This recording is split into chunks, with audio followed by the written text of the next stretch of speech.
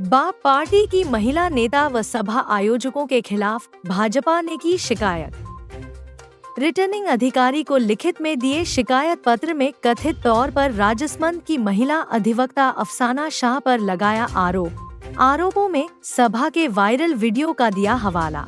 Viral video में महिला नेता पर धार्मिक भावनाएं भड़काने व सौहार्द बिगाड़ने का लगाया है आरोप। लीजिए सुनते हैं बीएपी की जनसभा में क्या कहा महिला अधिवक्ता ने और ज्ञापन के दौरान भाजपा विधि प्रकोष्ठ के अध्यक्ष ने, सुनिए। सभी मेरे जितनी भी माँ बहनें और जितने भी भाई बेटे हैं उनको अस्सलाम वालेकुम। मैं राजसमंद से हूँ, एडवोकेट अफसाना शाह। कुछ लोग जानते होंगे, कुछ लोग नहीं जानते होंगे। तो मैं आज आपके सामने जो आज खड़ी हूँ ना, वो आज ऐसे ही नहीं खड़ी हूँ। ये जो हिम्मत मुझे मिली है ना आज, कहीं ना कहीं ये यूँ समझ लीजिए कि ये आज भारत आदिवासी पार्टी की तरफ से ही मुझे हिम्मत मिली है। क्योंकि राजसमंद के अंदर, राजनगर के अंदर आपने सुना होगा अभी कुछ दिनों पहले क्या हादसा हुआ था। सभी को पता होगा, नहीं पता होगा, मैं आपको आज बताती हूँ एक छोटी सी बात कि वहां पर क्या मुद्दा था। वहां पर अपनी मुस्लिम माँ बहनों को थाने के अंदर ले जाकर रात में मारा पीटा गया था। अब आप बताइए कि ये सही था या कितना सही था? समझ रहे हैं आप बात? तो ये जब बात होती है ना कि जब अपनी माँ बहनों पे बात आ जाती है, जब माँ बहनों पे बात आ जाती है तो हमको बाहर निकलना पड़ेगा। तो आप सभी लोग आज यहाँ जितने भी हैं या नहीं हैं और अपने जितने भी परिवार वाले और दूसरी जगह पर बैठे हैं, ये खासकर से मैं आपसे गुजारिश कर रही हूँ कि आप अब अपना नेता या अपना एक मुद्दाम इंसान चुन लीजिए। आप समझ रहे हैं कि कांग्रेस अली का पंजा, मैं एक मेंटेलिटी बता रही हूँ आप सभी की, अपने अंदर क्या चल रही है। जो पुराने बुजुर्ग हुआ करते थे कि भाई हाथ को देंगे, अली के पंजे को वोट देंगे, तो सर ये निकाल दीजिए, ये अपने दिमाग में से निकाल दीजिए। अली का पंजा है, हाथ नहीं है। वापस कह रही हूं मैं आपको, मेन चीज ये है कि अपना मुहाफिज कौन, जो अपने लिए खड़ा रहे। हमारे लिए कौन खड़ा था राजनगर के अंदर? मैं बताती हूँ, राजनगर में जब दूसरी बार दंगा हुआ ना, एक कॉल मैंने किसको किया? थावरचंद जी दरियावत। कौन है? मेरे कोई रिश्तेदार नहीं है, कोई भी रिश्तेदार नहीं है। वो सिर्फ और सिर्फ एक कौम, एक इंसानियत के नाते अपनी कौम के लिए उन्होंने एक आवाज लगाई और वो दंगा वहीं पे थम गया। अब आप बताइए कि जब बात अपने मुसलमानों पे आई है तो यही भारत आदिवासी पार्टी अपने लिए आकर खड़ी हुई है।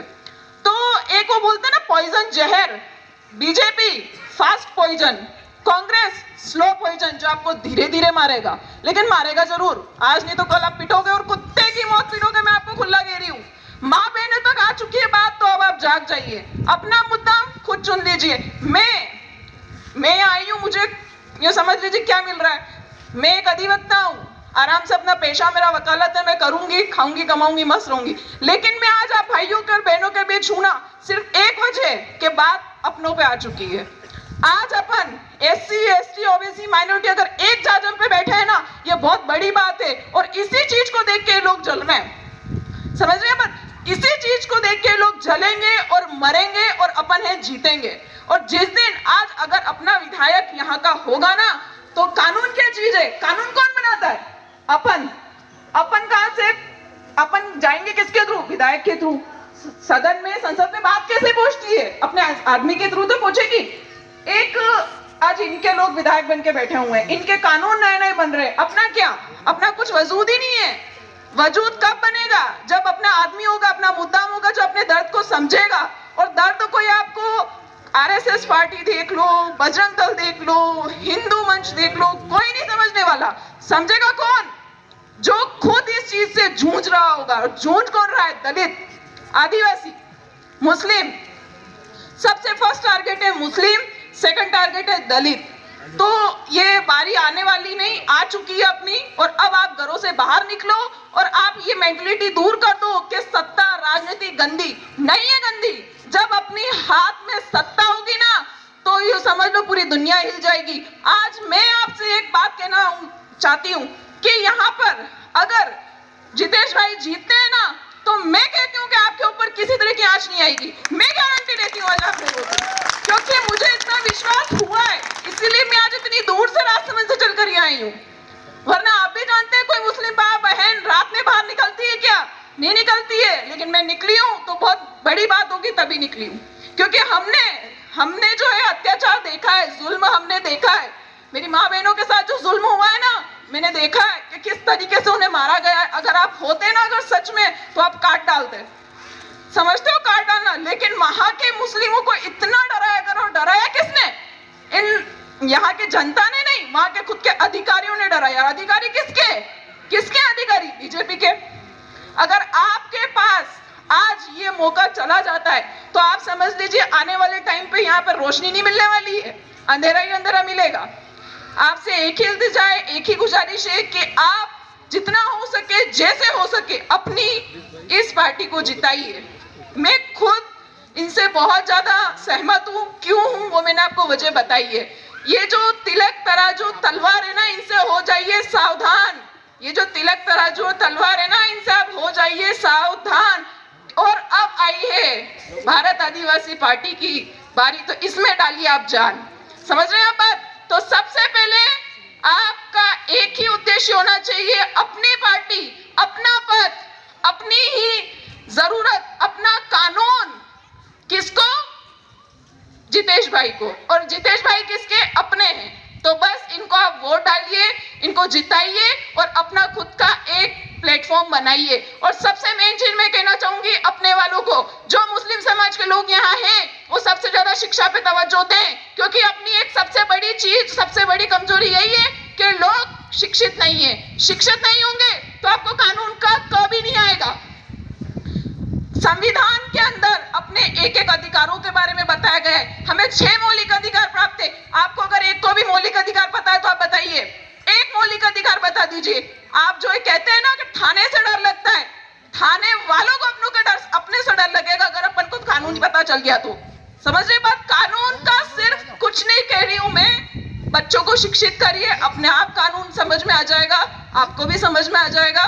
बस शिक्षित होइए। आप अपने बेटी हो, अपनी बहू हो, अपने बच्चे हो। और बोलते हैं ना कि शिक्षा की कोई उम्र नहीं होती है। शिक्षा वो दूध है ना कि जो भी पीता है ना, शेर की तरह दहाड़ता है, शेर की तरह। तो बस मेरी सभी से आपसे एक इल्तिजा है कि आप शिक्षित बनिए। और सबसे महोदय को एक ज्ञापन दे रहा हूं, जिसमें विगत 8 तारीख को भारतीय आदिवासी पार्टी की स्थानीय गांधी चौक में हुई जनसभा में एक मोहतरमा द्वारा दिए गए भाषण में विभिन्न समाजों में आपसी वैमनस्य की भावना बढ़ने के लिए जो शब्द कहे गए, उसकी मैं भर्त्सना करता हूं। और आदर्श आचार संहिता के उल्लंघन करने के लिए माननीय आरओ साहब को एक ज्ञापन दिया जा रहा है, जिसमें मैं और समूह की ओर से यह मांग करता हूं कि ऐसे भाषण देने वालों के खिलाफ 2 प्रकार से कानूनी कार्रवाई की जाए। आदर्श आचार संहिता का उल्लंघन का प्रकरण दर्ज किया जाए, साथ ही भारतीय न्याय संहिता के अंतर्गत भी प्रकरण दर्ज करके कड़ी से कड़ी कानूनी कार्रवाई की जाए। ऐसे क्या शब्द थे जिससे आहत हो रही है, ऐसी बात बताई जा रही है? देखिए, किसी भी जाति और समुदाय के खिलाफ आदर्श आचार संहिता के दौरान किसी प्रकार के वैमनस्य फैलाने वाले शब्दों का प्रयोग करना और एक उपस्थित जन समुदाय में आतंक की भावना बढ़ना, जो भविष्य में समाजों में किसी भी प्रकार का भय फैलाए, अशांति फैलाए, जिससे कानून और व्यवस्था की बिगड़ने की भारी अंदेशा हो, उसे इस प्रकार के कानूनी कार्रवाई करके पाबंद कराया जाना उचित है। दिनांक 8/11/2024 को भारतीय आदिवासी पार्टी द्वारा एक जनसभा का आयोजन बाहर का शहर मुस्लिम मोहल्ला में किया गया।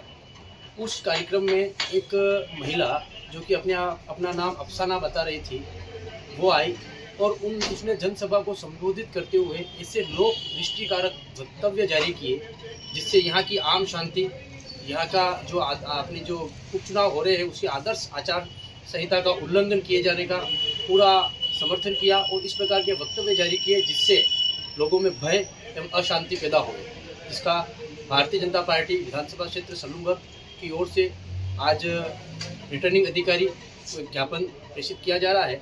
साथ ही इसकी प्रतिलिपि मुख्य पर्यवेक्षक एवं जिला कलेक्टर और जिला पुलिस अधीक्षक महोदय को प्रेषित की जा रही है।